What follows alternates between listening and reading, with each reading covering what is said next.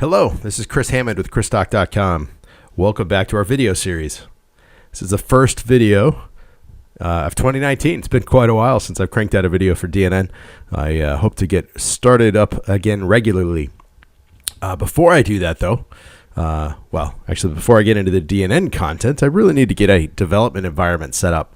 And what I want to do is I want to set up a new development environment where I can install Visual Studio 2019 so that I can show you my new 2019 templates that are available, or will be shortly after this video.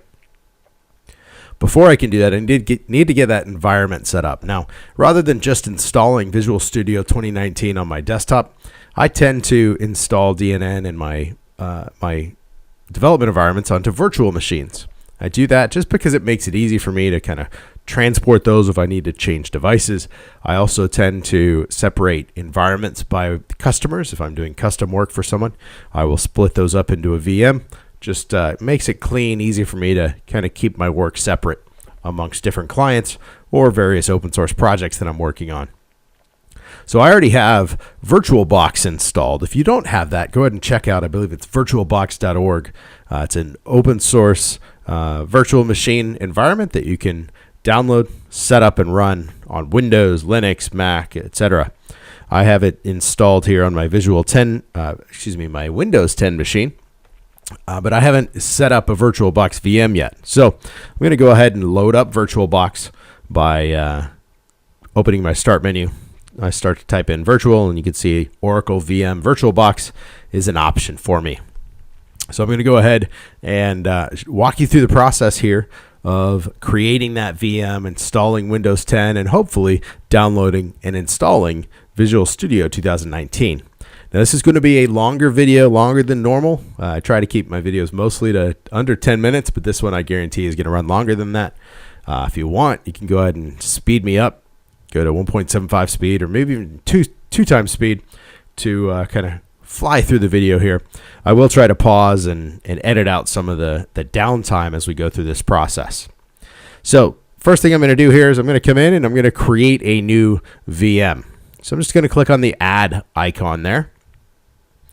And let's go ahead and actually, that's not going to do it. That is going to try to open a VM that already exists. Instead, I'm going to click on the new icon and go ahead and define the virtual machine that I'm going to build.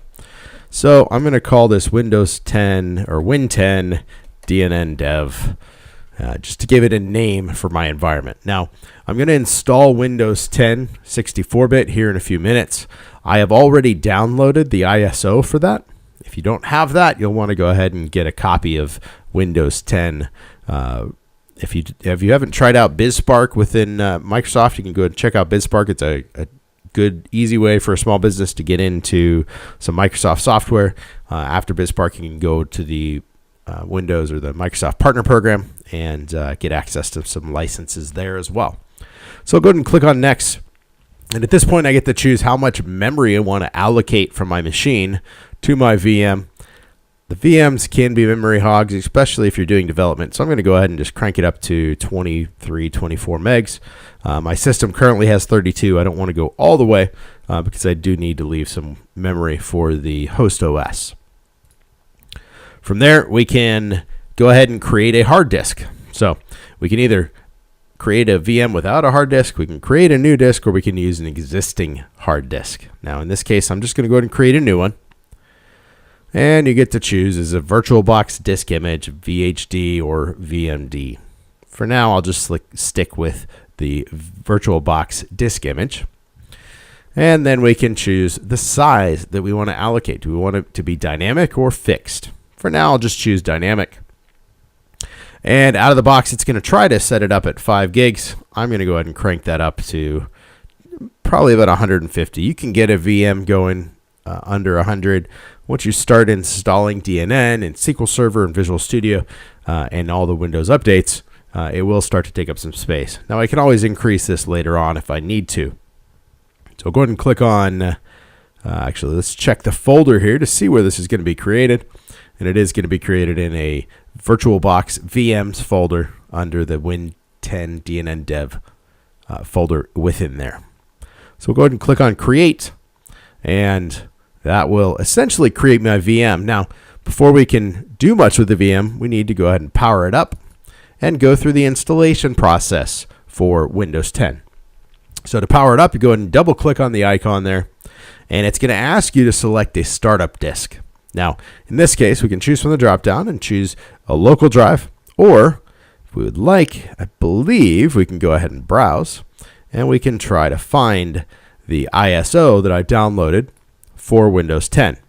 So I downloaded an ISO from Microsoft, put that on my desktop. I just need to go find that, click on Start, and it's going to go through and try to start the installation process here. Now, one thing to keep in mind when you're using VirtualBox, VirtualBox can kind of take over your mouse and your keyboard. So if I were to click in this window, and I haven't done that yet, what I'll find is my mouse will then be stuck within the window, and it'll be difficult to get out. Now, there's a couple messages popping up here as well. There is a host key within VirtualBox. I believe it's usually the right control key. You can change that if you need to. Once we click in, though, let me go ahead and try that. If I click in here, you can see my mouse. Actually, VirtualBox is currently letting me get out of the window. I can move the mouse from outside of VirtualBox, and I go back to the host machine. But if you get stuck inside of there, try the right control or the right alt key. I think those are the default options. So within Windows, we need to go ahead and walk through the installation process here. I'm going to go ahead and do a new install, and it's going to attempt to go through that process here in Windows 10. Now, I'm going to cut out some of the video here as we go through this installation process. Now, installing on a VM, and I'm also installing on an SSD drive, should be fairly quick. I am going to go ahead and pause the video here as I paste and authenticate my product key. I don't want to share that information with you guys, no offense. So I'll be back here in just a sec once I have activated or properly provided the Windows product key. All right, so I've got the product key now, and I can go ahead and accept the Windows license here. Go ahead and click on Next, and in this case, I want to go ahead and do either an upgrade or a custom install. Since this is a brand new virtual machine, I'll just do custom. We are essentially paving a new hard drive here. So on the next screen, I need to go ahead and allocate the space. I click on the new option here, click on Apply, and Windows will, or the setup process will go through and allocate the space necessary for the hard disk for this machine. And it might create a recovery drive or two, just depends. And once it does, so there is a system reserved 500 megabyte partition there, and then there's the 160 gig partition. So from there, we go ahead and click on Next, and Windows is going to go through the install process here. Now, it should fly fairly quickly, but again, I will pause the video as it's going through this process, and I will re-enable the recording at any point in time where I have to provide input into the process. So it looks like we're about 5 minutes through this process here. It's just finished installing the updates, and now it's going through this finish up process. At this point, I haven't been prompted by anything within Windows, but I'll go ahead and, oh, here we go. It's now restarting. So I'll go ahead and click on Restart now. That's going to go ahead and restart the virtual machine, which will essentially power it down like a PC, bring it back up, and Windows is going to go through and attempt to complete the installation process. So while it's loading back up here, I'm going to click on these little blue squares there and get rid of those little notifications that were available. Now, while it's powering up here, if you take a look, actually, look, another notification popped up. If you take a look under the File menu, under Preferences, and get into some of the preferences here within VirtualBox. I'm not going to give you all the details here. VirtualBox is it's pretty powerful stuff. Great little tool there you can download. The host key combination is right control. So if my mouse does get stuck in the window and I need to get out, Alt Tab won't always work, but right control key on the keyboard will change that. Now, if you're on like a Surface Book or something and it doesn't have a right control key, you're going to want to get into the preferences within VirtualBox and change that to some other key. On my laptop I use at the office, I just have that set with the right Alt key just to give me an escape. And then there's options here for if you're going to have VirtualBox, check for updates, languages, display options. We'll get into the display of our Windows machine once the installation process is here and we get logged into Windows. So I'm going to go ahead and cancel out of the preferences right now, or hit OK either way. And we'll go ahead and let Windows finish getting ready. Oh, looks like Windows went ahead and rebooted again without notice there. So you kind of missed a little bit, but nothing really. I didn't have to actually do anything. It just went ahead and rebooted, went from that getting ready screen into the reboot option. So it's coming back up here. We'll see. It's been just about as long getting ready as it was to actually do the install process, according to the screen. So I'll pause it. Be right back. Just a moment. A moment or longer.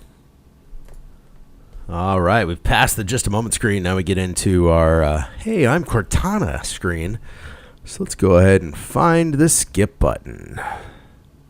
Maybe. Well, maybe it's actually just an ad for Cortana while it's going through more of the installation process. I'm going to go ahead and disable voice control because I'm not going to use voice control in this VM. We can mess with the screen reader if we'd like to. We don't need to. And now we'll just go through that process here of trying to complete the setup of Windows. So we're going to have to go in, create a user account, probably have to run some Windows updates, and we might actually skip over the updates and just go straight into some of the other configuration we need for our development environment. So I'm going to go ahead and choose my region.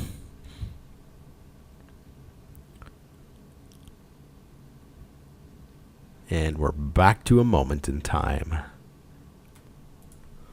All right, it appears the moment has passed, and now we've got a black screen.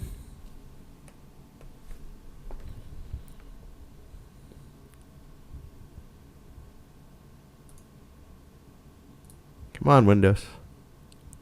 I've got faith in you.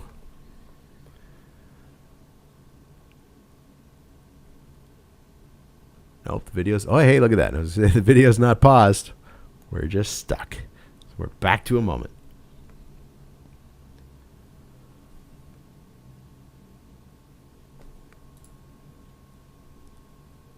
And the next step in the process is... Just a moment. I'm not even going to cut all this out. You guys got to suffer with me. All right, we're getting into the basics here. I swear I chose my region already, so let's try this again. Choose United States and click yes, and you'll back into the moment.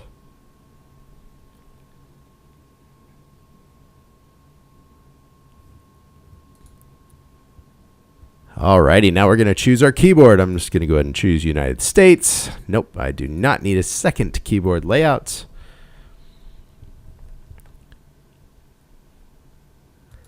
Now there are some important things to set up.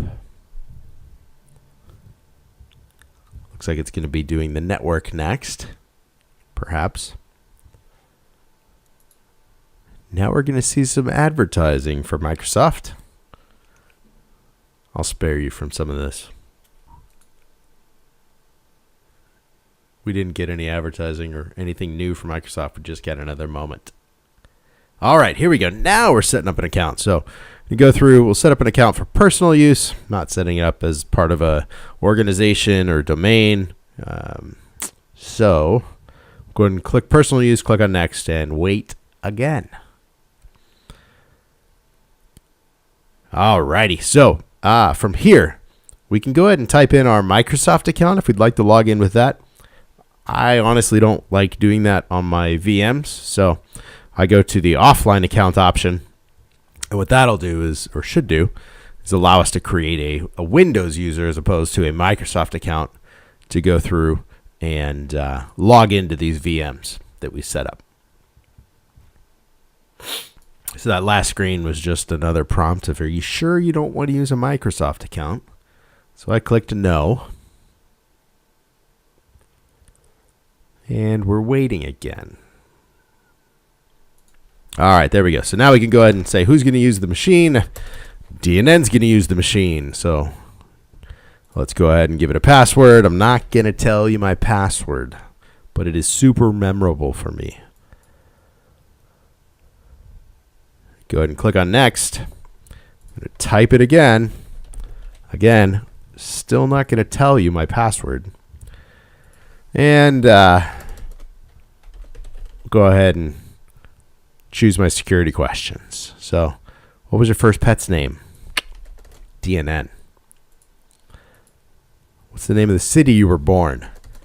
DNN. What's your childhood nickname? DNN. All completely not true, but it's a VM. I don't care. If I have to, I'll wipe the machine and start over. All right. Once again, prompted for Cortana. Going to go ahead and decline that.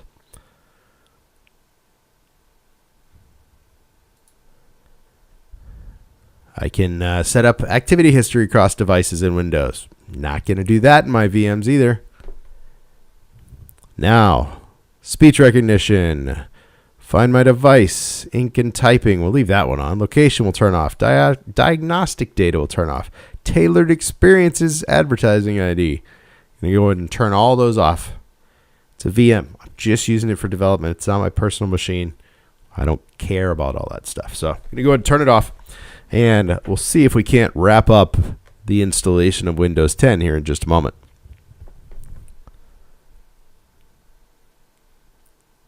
Almost done.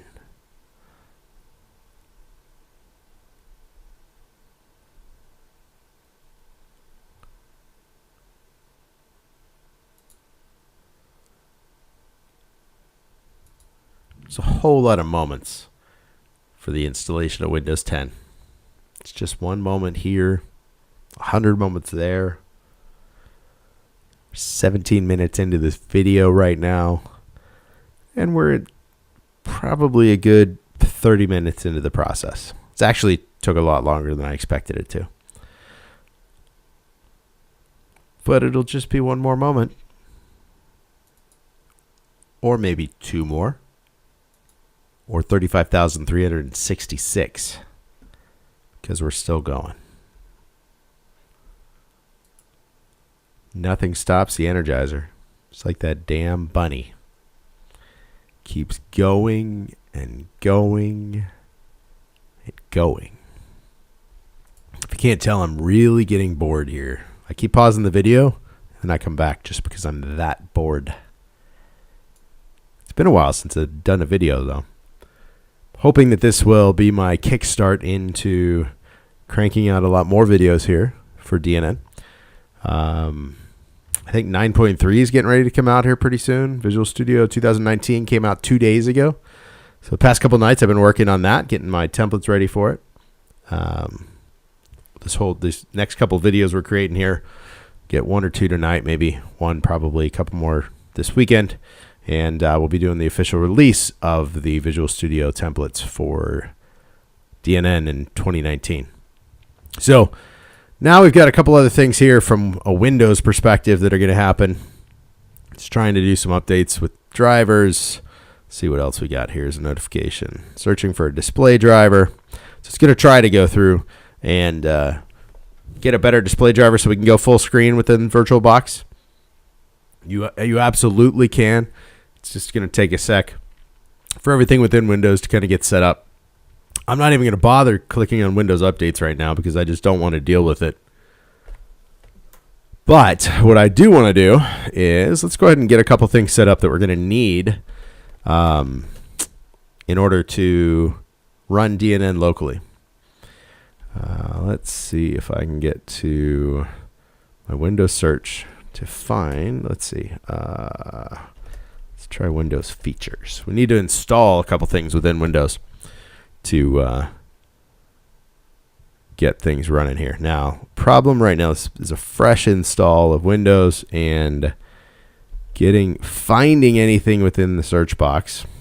It's difficult because it just goes to freaking web every time. So let's go in here and see if there's anything that pops up under settings for Windows or Windows features. While we're waiting on that, I'm going to go ahead and right-click on the store icon. I'm going to unpin that guy. Never keep that guy around on my taskbar. Same thing with the envelope for mail. And ultimately, I'm going to get rid of the edge icon as well, because who uses that? Of course, I'm going to install Chrome here in a little bit. You're probably thinking, who still uses Chrome? I do. I'm old. So let's see if I can get to... There we go. Turn on Windows features. So as this screen loads up, what we need to do is we need to get a couple things installed that we're going to need for IIS and .NET, etc. So I'm going to go ahead and expand the .NET Framework version there, 4.7. I'm going to go ahead and check ASP.NET 4.7. That was unchecked. Let's go ahead and, I don't know that I need HTTP activation on or not. We'll leave that off. Maybe in the future we got to come back and turn that on. Go ahead and collapse the .NET Framework section. If you want, you can go ahead and install 3.5 and 2 and older versions as well. I don't need it, so I'm not going to go ahead and do that. We're going to scroll down to the Internet Information Services section. So go ahead and expand that. What we're going to go ahead and do is we are going to check the IIS Management Service option. Well, we'll go ahead and install the console as well. If we want, we can set up the 6 management capabilities or compatibility. I don't think we actually need that, so we'll leave that off. Under Worldwide Web Services, we're going to go ahead and let's start with application development features. We're going to choose .NET 4.7. We're going to choose, no, we're not. We're not going to choose Classic ASP. I'm not at the office. We're going to choose ASP.NET 4.7. We'll go ahead and do server-side includes and WebSocket protocol just for giggles. Under common HTTP features, I'm going to do default document. Just because I never do this in production, I do it in dev only. I'm going to set up directory browsing. Let's do static content, and we do not need WebDAV publishing. Under there, we can do custom logging if we want to do any logging within IIS. It's sometimes helpful for tracking things down. Go ahead and set up HTTP logging, logging tools, and tracing as well. Might as well show the request monitor. Performance features. We can enable content compression, dynamic compression, and static compression. We'll go ahead and do that. And then from a security perspective, we do need to check basic authentication. And we'll go ahead and check Windows authentication as well. From there, I think that's all we need under the security section. Let's go ahead and collapse Worldwide Web Services. There's another option here for Internet Information Services, hostable web core. Not going to worry about that. And I think that's probably all we're going to need here for new features in our Windows 10 device. I'll go ahead and click on next, and that's going to go through that installation process. Now, this is probably going to take a few minutes. Probably going to have to go and reboot. I am going to go ahead and wrap up this video. So we've installed Windows 10. In the next video, we'll go through and we'll either install SQL Server or we'll get right into Visual Studio 2019. We'll probably do SQL Server first, and then in the video following that, we'll do 2019. So my name's Chris Hammond with ChrisDoc.com. Do a lot of DNN stuff. I'm back in action here in 2019. Looking forward to cranking out more videos for you. If you got any questions, please feel free to go ahead and add a comment below. Please be sure to subscribe and like the video. This is one of my longer ones. I guarantee this will probably be one of the longest ones that I don't do some sort of live session. It'll be probably one of the longest ones of the year. But I'll be back here in the next couple of days with the next round of videos here, getting this series set up for installing Visual Studio 2019. After that, we're going to go through and start creating some content, creating some modules, creating some extensions, some themes, utilizing Visual Studio 2019. And we'll get you up and running strong within DNN. If you're not on DNN 9, I highly recommend it. I won't create any old videos anymore. All my sites are on DNN 9.2.2, I believe. And as soon as 9.3 comes out, I'm going to be upgrading. I'll have the video for that as well. Always encourage you to go to the latest and greatest when possible. Always back up your sites and your database before you do an upgrade. But I do not encourage people to stay on older versions of DNN. So I'm going to go ahead and wrap up this video. It's been a long, just under 25 minutes, maybe just over. Thanks for watching, and I will see you next time.